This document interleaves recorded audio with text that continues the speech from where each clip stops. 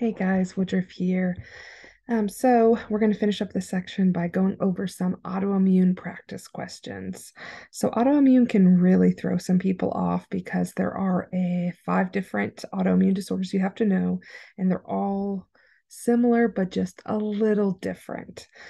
So it can be a little bit confusing, but really this section is about just breaking down and differentiating what's different about each one, where's their weakness, what are some common problems that can come up, some common manifestations, and what's my care for this patient going to be centered around, what complications could come up.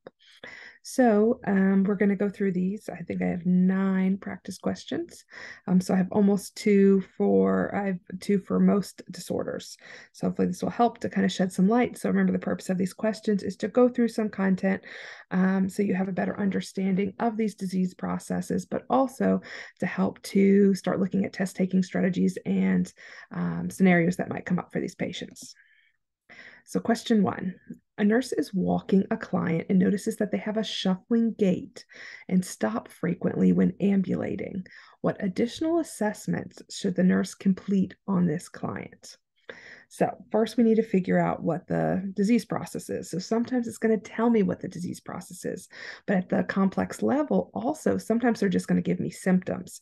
So, this is a question where they've just given me symptoms. They're expecting me to, one, figure out what the autoimmune disorder is, then, two, figure out what to do about it. So, I'm walking a client and they have a shuffling gait and they stop frequently while ambulating. So I have to think about which one is related to that. So if I did have knowledge of the different autoimmune, I would recognize that this is Parkinson's that this is talking about, because the shuffling gait and freezing that they have with ambulation, because it's a problem with initiating voluntary motor movements and coordination with Parkinson's.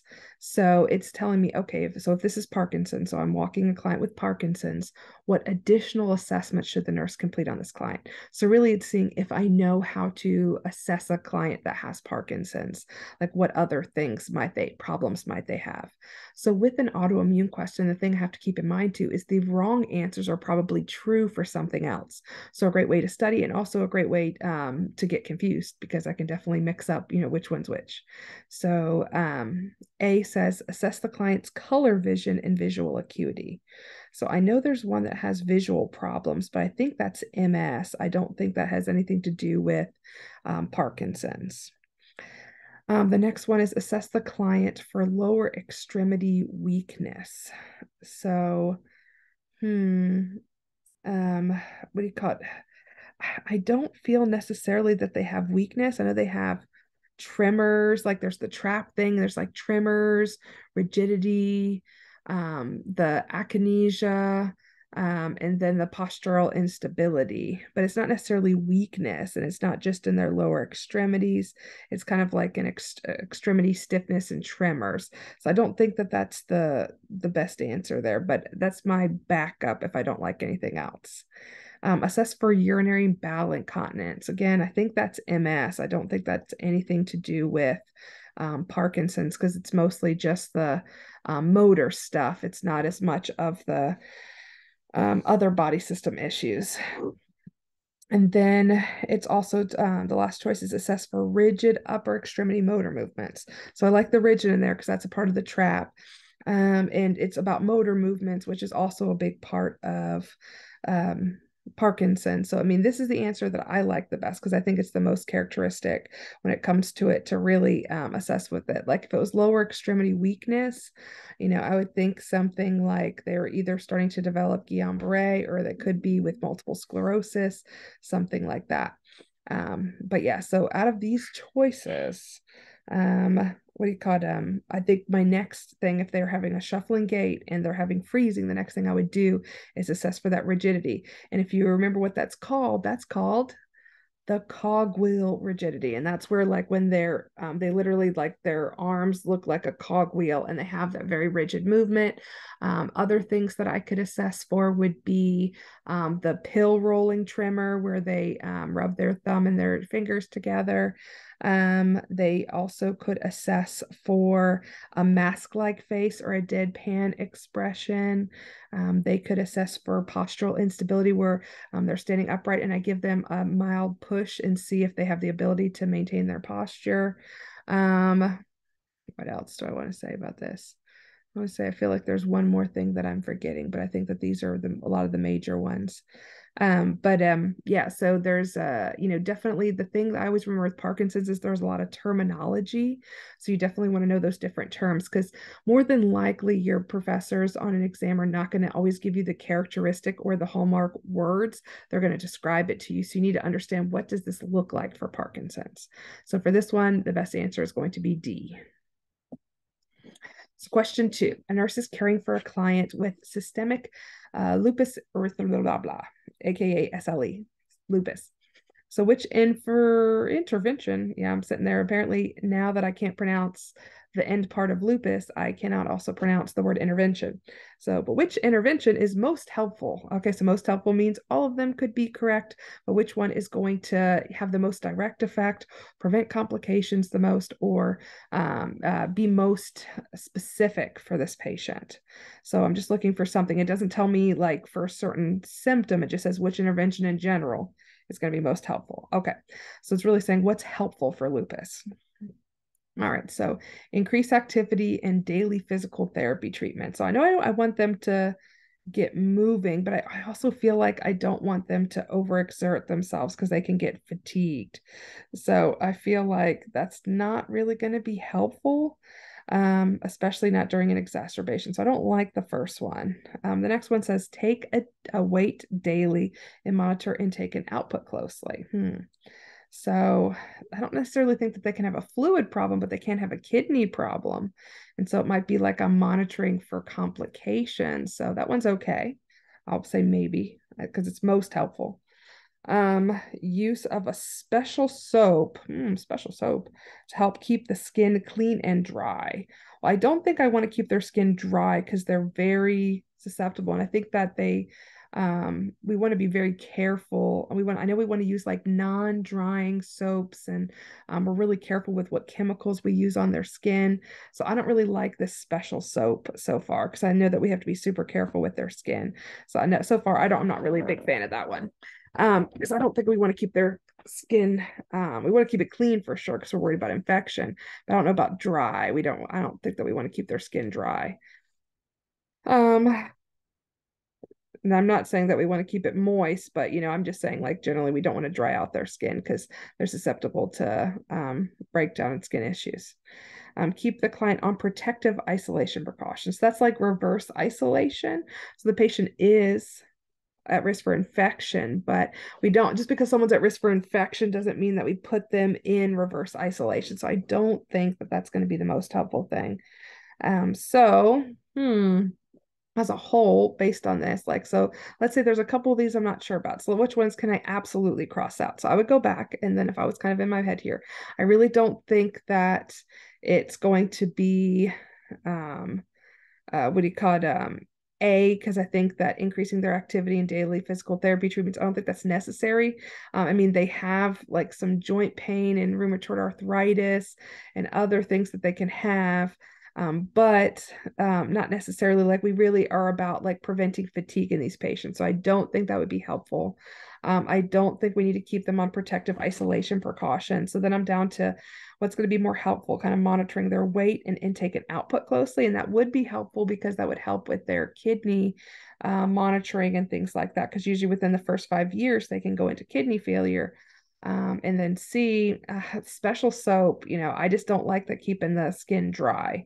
So I'm going to go with B, and it's correct. So lupus, it's systemic. So, there's the hallmark issues that lupus has involve the skin, involve the heart, involve the kidneys, involve the blood, and involve the joints. I say that, yeah, I think hopefully I didn't repeat one. But heart, kidneys, skin, blood, joints. Okay, yeah, there you go. And so those are the major manifestations. There's more, but those are the major manifestations. So a lot of the stuff that I'm doing for them is just trying to prevent exacerbations, watching their organ function and trying to protect their organs, keeping their skin protected. I'm really big on sunscreen in these patients and avoiding going out in the sunlight like during midday when it's like the sunniest or the brightest. And then preventing and monitoring for infection. All right, question 3. A nurse is caring for a client with myasthenia gravis who's in a suspected myasthenic crisis. They're preparing to perform a tensilon test to confirm myasthenic crisis. Which response to this test would best indicate that the client is experiencing a myasthenic crisis? So this is really just asking me what am I expecting to find after a tensilon test to show that it's what do you call it? That it's a myasthenic crisis.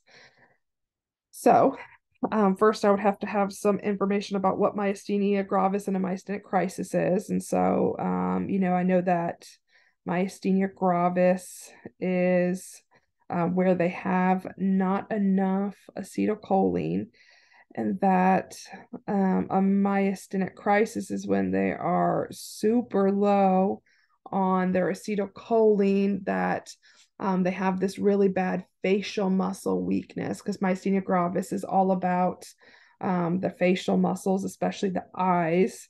So the tensilon test helps me to believe if they are in a myasthenic crisis. So if they have not enough acetylcholine, or if they're on the opposite end of the spectrum, which is a cholinergic crisis, because these symptoms can look very similar, even though they're opposite of problems. Because both of them, too much acetylcholine, not enough acetylcholine, leads to weakness. So the tensilon test, the tensilon, and I'm not going to try to pronounce the actual name of that medication, because I already embarrassed myself 4 times today. So I'm going to, spare myself that embarrassment. But starts with an E. It's like a faux blah, blah, blah, something like, yeah, it looks like, yeah, I'm not even going to try. I'm not even going to do it. I'm going to just stop there while I'm semi ahead in life. And so you can definitely look that up. I promise you, you'll find it quickly, or you probably already know it. So tensilon test. So it's going to help me to block the breakdown of more acetylcholine, or in other words, it's going to allow for more. Effectively, it's going to help me to have more acetylcholine. So if this is working the way that it's supposed to, I should see an improvement in muscle weakness, like they should have less muscle weakness. So if I know that going in, so like the strategy I'm using here, and you're probably like, why won't this lady shut up? You've probably already muted me, which I highly recommend, because I would love to mute myself. Like, I hate listening to myself, but people say I'm helpful, so whatever. But what do you call it? The purpose of me doing this is I'm kind of talking to you what I do when I'm answering questions, is like I kind of talk myself through. It's okay sometimes to go into a question and kind of say, what answer am I looking for and expecting?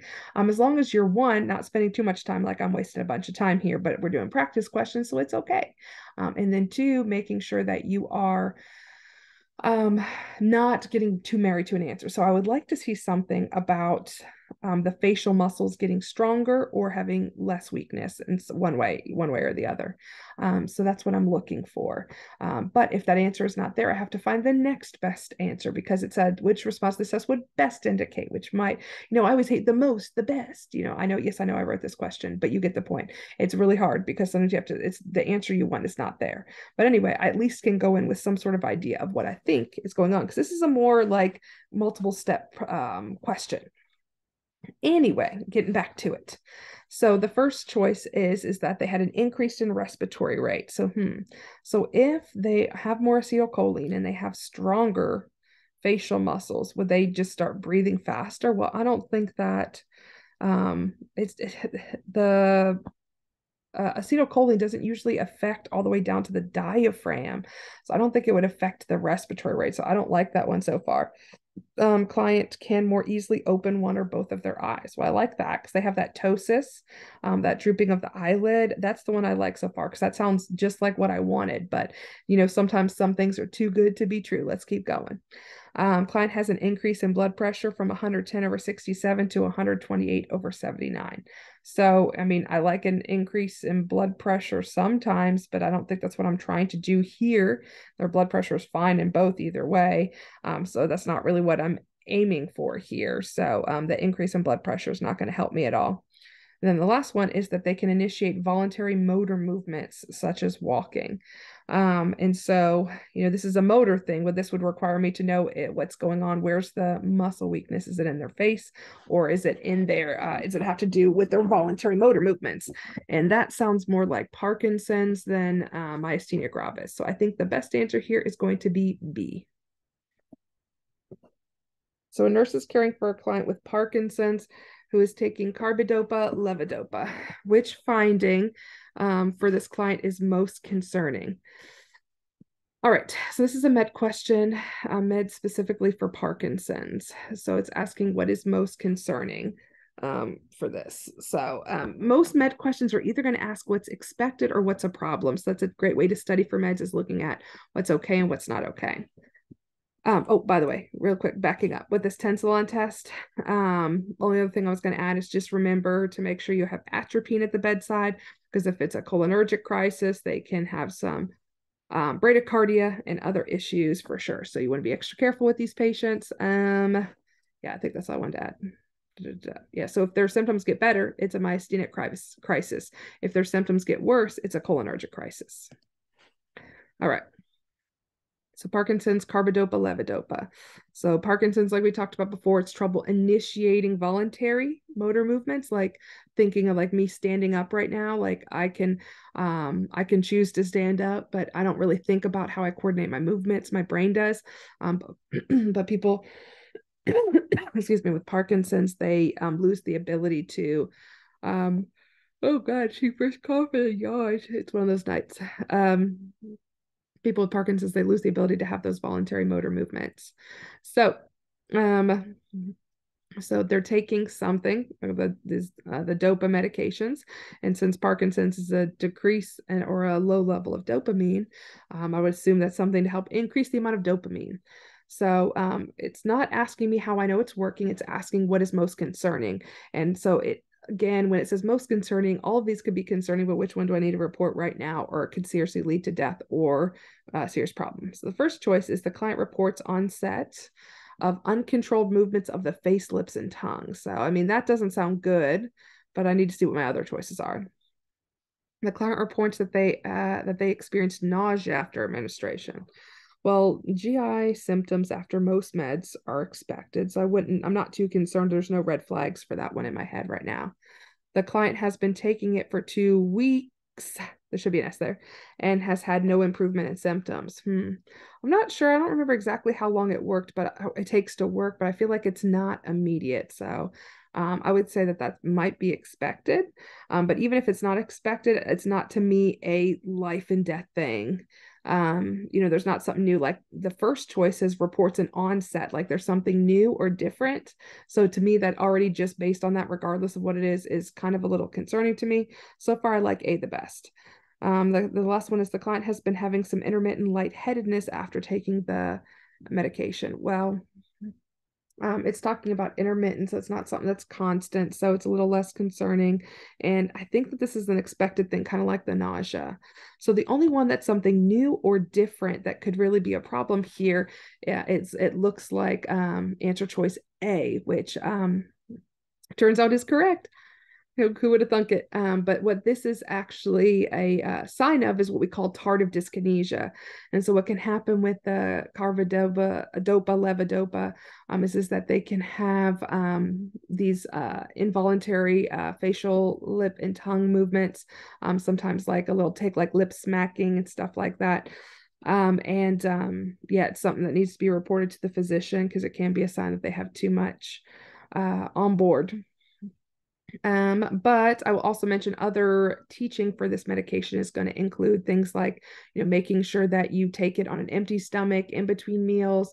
We don't like to increase our intake of vitamin B6 or protein with this, because it can make the medication ineffective. Question 5. A nurse is admitted with new onset of Guillain-Barré syndrome. What interventions are going to be most helpful during the acute period of this syndrome? So we're talking about Guillain-Barré now, and that's that ascending paralysis. So it's asking what's most helpful, not during any time, but during the acute period. So I'm thinking, probably ABC's priorities is that when I'm thinking acute period, I'm thinking of like stuff that's going on when they're really at their sickest. So let's see, what are we going to do to help them? So A is the nurse should plan to administer quadruple therapy, antibiotics, and plan care around infection management. So I know that with Guillain-Barré, they can come in or have a recent virus, but I don't think it's anything usually related to antibiotics. I don't know about this quadruple therapy.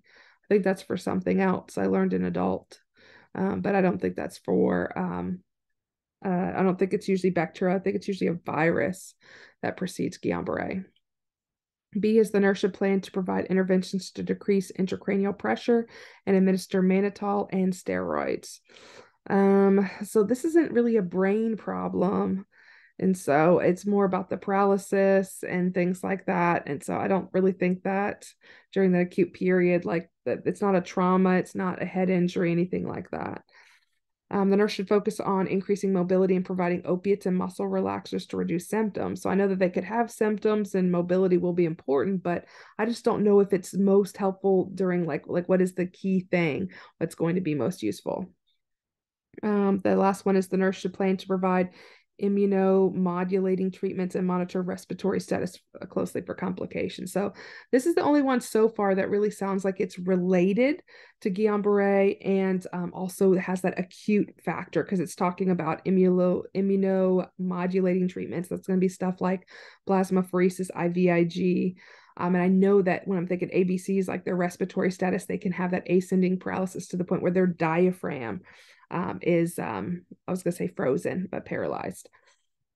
So remembering other things about GBS is that it has an acute period and they do have like long-term recovery rehab needs, but this is changed. Guillain-Barré is the only one that is actually curable or fixable or reversible, I guess is a better way to say it.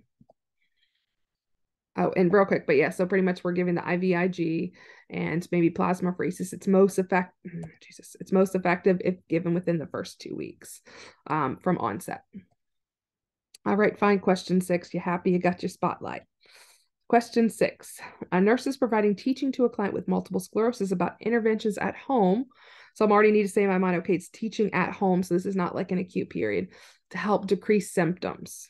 So I'm not just teaching them anything about multiple sclerosis, specifically how to help decrease symptoms. What interventions should be included in this teaching? Select all that apply. So let's see. The first answer choice is hot and cold applications can improve pain and muscle stiffness. So I know they can have pain and they might have some stiffness or spasms, other stuff.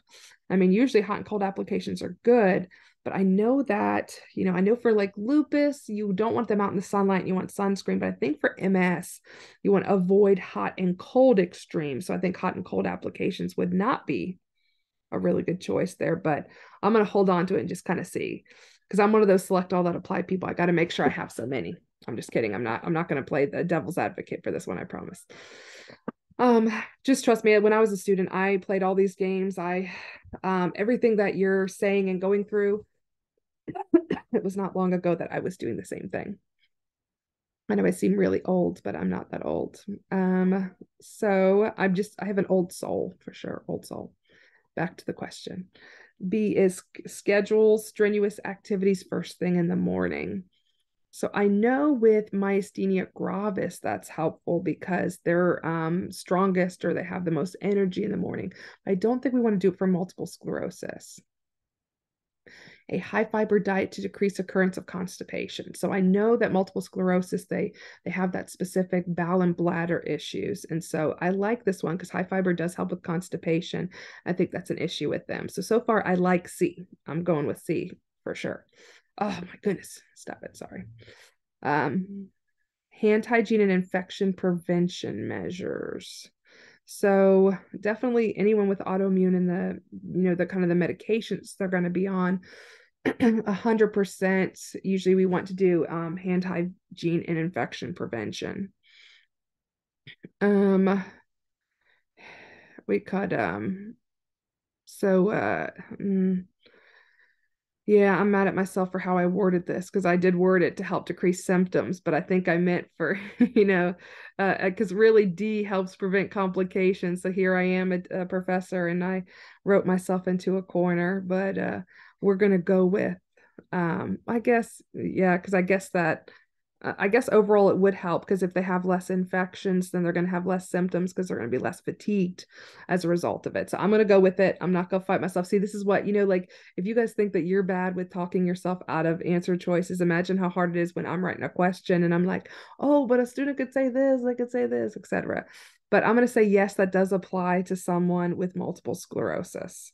So C and D, I like so far. The last one is limit physical activity to reduce episodes of fatigue.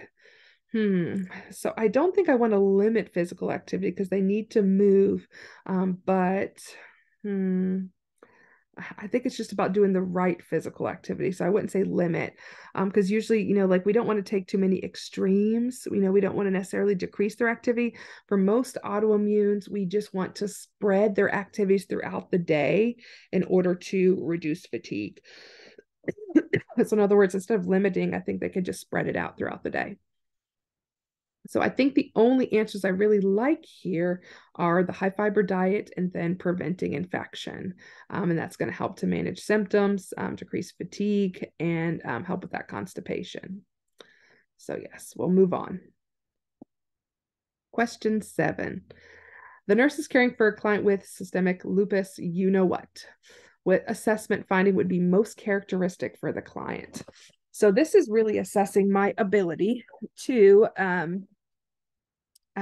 differentiate different types of autoimmune, excuse me, and figure out, not just what a patient with lupus might have, but what's going to be most characteristic. So what am I going to see and be like, oh my God, that has to be lupus.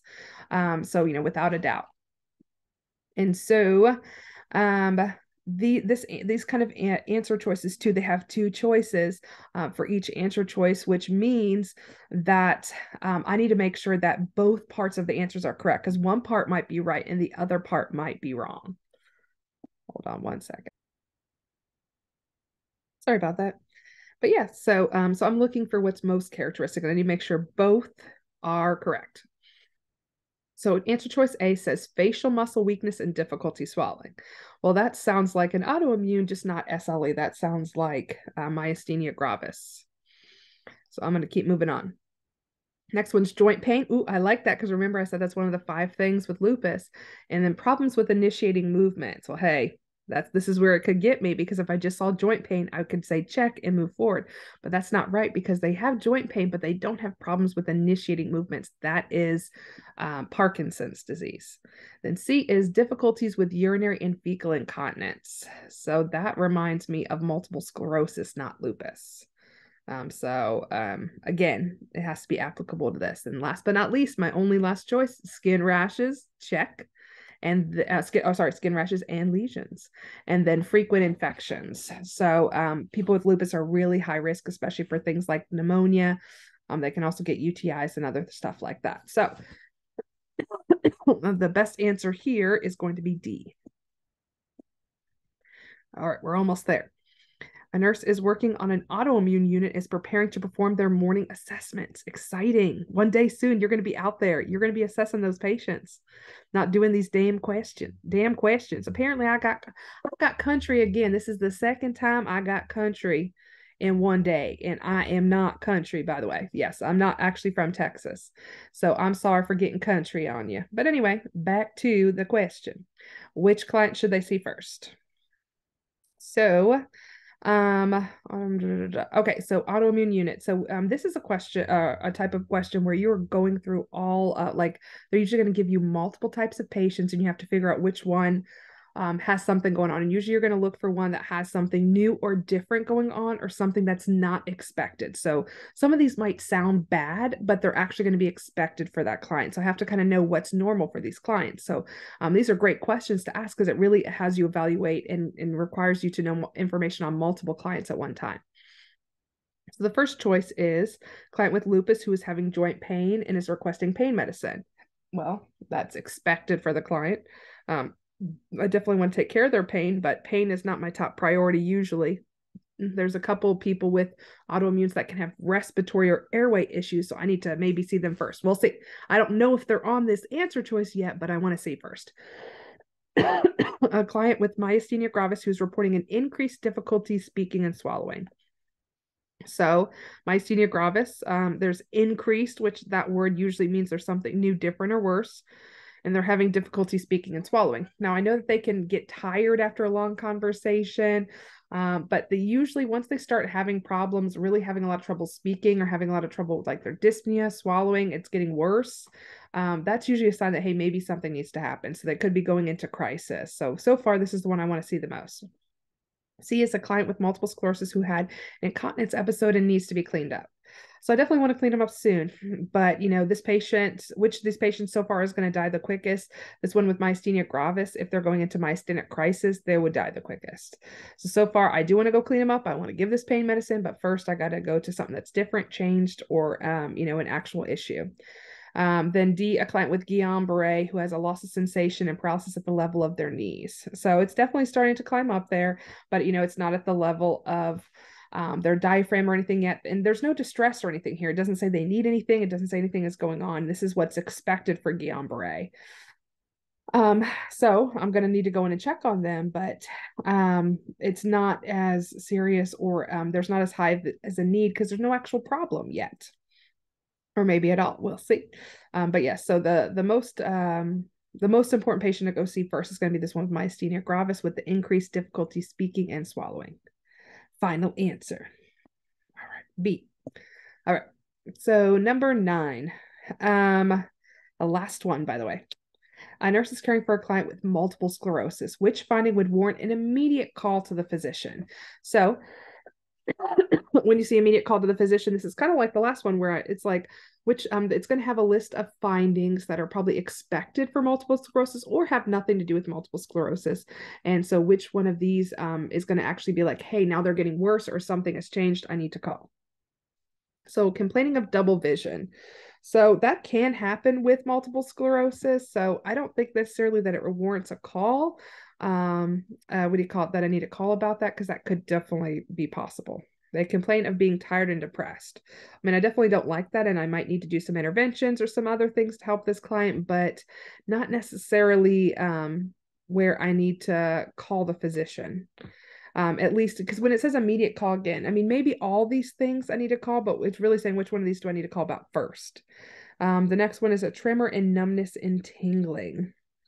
So they can have a tremor and they can have we call them, it's possible they could have some numbness and tingling, some paresthesias and stuff like that. I know that they can have some, as it's because it's that chronic progressive nature.